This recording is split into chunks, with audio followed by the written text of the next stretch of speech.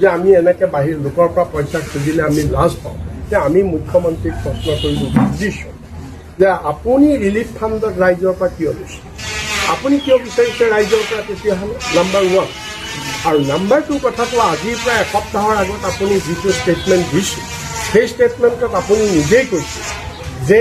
ইমান ভয়াৱহ প্ৰলয়ংকাৰী আমি চৰকাৰ 7 দিন তাত যাব পৰা নাই এতিয়া 7 দিনৰ পিছতহে আমি চৰকাৰ আহিছোঁ সেই 7 দিন কোনে চলাইছিলে এই মানুহখিনি সেই 7 দিনটো ৰাইজে চলাইছিলে ৰাইজেহে সেই 7 দিন এই আজিলৈকে ৰাইজে আৰু চৰকাৰে কি ৰিলিফ দিছে চৰকাৰৰ যিটো মই চৰকাৰী বিষয়া আছিলোঁ দেৱব্ৰত শইকীয়া সুদীৰ্ঘকাল leader of the opposition MLA আছিলে আমি জানো ৰিলিফ মেনুৱেলত কি কৈছে গভৰ্ণমেণ্টৰ ৰিলিফ মেনুৱেলত কি কৈছে 200 গ্ৰাম চাউল এজন মানুহৰ গাই প্ৰতি এটা দিনত 50 গ্ৰাম নিমখ 100 গ্ৰাম মিঠাতেল এইটোৰে এটা ৰিলিফ হয় নেকি এনেকৈ চৰকাৰে যদি দিলেহেঁতেন পাব্লিকে নিদিলেহেঁতেন এই মানুহ আজি ভোকত মৰিলেহেঁতেন কিন্তু আজি চৰকাৰ ৰাইজে দিছে মুখ্যমন্ত্ৰীয়ে কি দিছে চৰকাৰে কিটো ক্ৰেডিট দিছে 7 দিন চৰকাৰ ইয়ালৈ আহিব পৰা নাই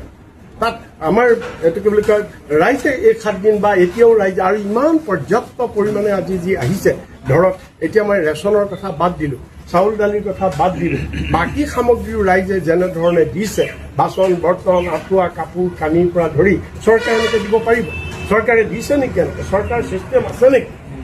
তেতিয়াহ'লে মুখ্যমন্ত্ৰীৰ এই গোটেই কথাটো হৈছে যে প্ৰশংসা অকল তেওঁ পাব লাগে বাকী কোনো দল সংগঠনে সেইকাৰণে তেওঁ এই ধৰণৰ কথাবিলাক কৈছে মনোৰঞ্জনীয়ে বিদেশত গৈ গান গাই পইচা উঠাইছে তেওঁ তাত লাজ পাইছে তেওঁ এইটোত লাজ নাপায় নেকি যে 9200খন স্কুল যে আজি বন্ধ হৈ গ'ল তেওঁৰ দিনত তেওঁ সেইটোত লাজ নাপায় আজি আমাৰ দেৱব্ৰত শইকীয়াই আজি 2014 চনৰ পৰা 2016 চনৰ পৰা কনচিষ্টেণ্টলি দেৱব্ৰত শইকীয়াই চিঠি লিখি আছিলে এই খনন কাৰ্যৰ তেওঁ আগতে গম পাইছিলে উমান পাইছিলে তেওঁ কিমানখন চিঠি লিখিলে এই যে ইয়াত যিটো খনন কাৰ্য হৈ আছে এই খননে এদিন বিপদ আনিব বুলি তেওঁ বাৰম্বাৰ সকীয়াই আছিলে বাৰম্বাৰ আজি সেইকাৰণে আমি আজি দাবী জনাইছোঁ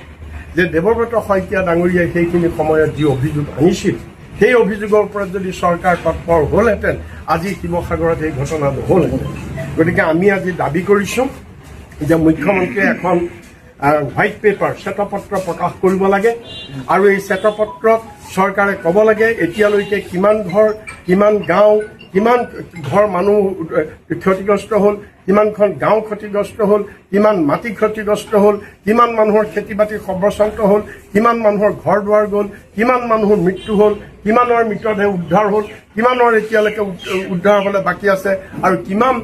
পৰিমাণৰ টকা এইটো কি বুলি কয় ইয়াত ক্ষয় ক্ষতি হৈছে ইয়াৰ সম্পূৰ্ণ এখন শ্বেতপত্ৰ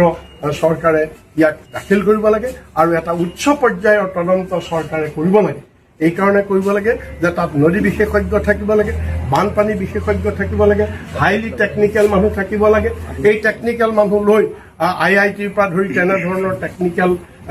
প্ৰফেচৰসকলক লৈ বিজ্ঞানীসকলক লৈ নদী বিশেষজ্ঞসকলক লৈ চৰকাৰে এটা উচ্চ পৰ্যায়ৰ তদন্ত কৰিব লাগে যে এই বানপানীৰ উৎস কি আছিল কাৰণ শিৱসাগৰত কোনোদিনে ইয়াত এনেকৈ বানপানী হোৱা নাই মুখ্যমন্ত্ৰীয়ে কৈছে যে নাগালেণ্ড চৰকাৰৰ অধীনস্থ বিষয় যিটো কয়লা খননৰ কথাটো কৈছে এইটো অসম চৰকাৰ তাত কোনো কথা নাই গতিকে নাগালেণ্ড চৰকাৰৰ অধীনস্থ এটা বিষয় এই সন্দৰ্ভত কি নাই সেইটো কথা হ'ব নোৱাৰে সেই বুলি কাৰণ তেওঁলোকে ইণ্টাৰষ্টেট ৰিলেশ্যনৰ কথা আছে আমাৰ আন্তঃৰাজ্যিক ৰিলেশ্যনৰ কথা আছে সেইবিলাক আমাৰ বিভিন্ন ধৰণৰ চুক্তিত আছে গতিকে যদি চুবুৰীয়া ৰাজ্যৰ পৰা বেলেগ এখন ৰাজ্যৰ অসুবিধা হৈছে তাৰো মীমাংসাৰ ব্যৱস্থা আছে তেওঁ যদি নিজে নোৱাৰে তেওঁ কেন্দ্ৰীয় চৰকাৰৰ ওচৰত তেওঁ যাওক কেন্দ্ৰীয় চৰকাৰৰ ওচৰত যাবলৈ তেওঁ কিয় সাহস নাইকিয়া তেওঁ আজি মুখ্যমন্ত্ৰী ব্যৰ্থ তেওঁ আজি প্ৰধানমন্ত্ৰীক ইয়ালৈ আনিব নোৱাৰিলে তেওঁ গৃহমন্ত্ৰীক ইয়ালৈ আনিব নোৱাৰিলে আৰু ৰাইজৰ বিভিন্ন 19 দিনৰ পিছত তেওঁ মাত্ৰ নাড্ডা ডাঙৰীয়া আহিছে 19 দিনৰ পিছত প্ৰধানমন্ত্ৰীক ইয়ালৈ আনিব নোৱাৰাটো আৰু গৃহমন্ত্ৰীক ইয়ালৈ আনিব নোৱাৰাটো সেইটো মুখ্যমন্ত্ৰীৰ এটা চূড়ান্ত ব্যৰ্থতা বুলি আমি কৈছোঁ একেবাৰে শেষত এটা প্ৰশ্ন আছে যিহেতু যি গ্ল'বেল চিক নামৰ এটা সংস্থাই লগতে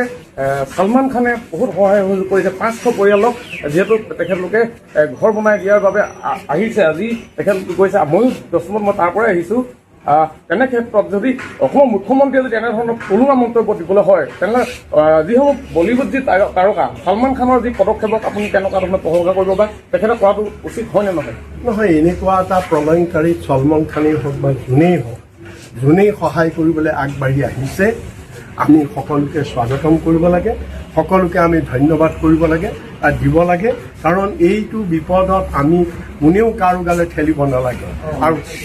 চৰকাৰতো নোৱাৰেই, আমি জানো। আৰু আজি যদি ৰাইজে এইখিনি নকৰিলেহেঁতেন এইটো অৱস্থা আজি শিৱসাগৰত মানুহৰ কি অৱস্থা হ'লহেঁতেন ভাবিব নোৱাৰি। এতিয়া চৰকাৰে চিন্তা কৰিব লাগে, এনেদৰে সদায় ৰাইজে দান দক্ষিণাৰে সদায় ৰিলিফৰে ৰাইজক পুহি থাকিব নোৱাৰে আৰু সেইটো সম্ভৱো নহয়। গতিকে চৰকাৰে এতিয়া স্থায়ী সমাধান, এই মানুহখিনি ঘৰলৈ ঘূৰি যোৱা, এই মানুহখিনিৰ ঘৰ দুৱাৰ পুনৰ নিৰ্মাণ কৰা, তেওঁলোকৰ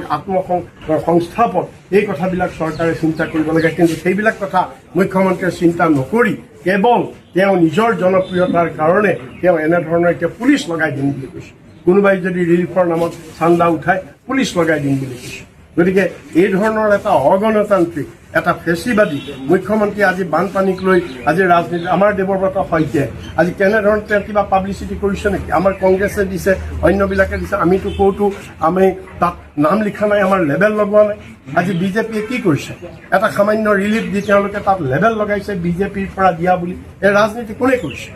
এইবিলাক আমি ঘৃণা কৰিছোঁ, এইবিলাকক আমি ধিক্কাৰ দিছোঁ।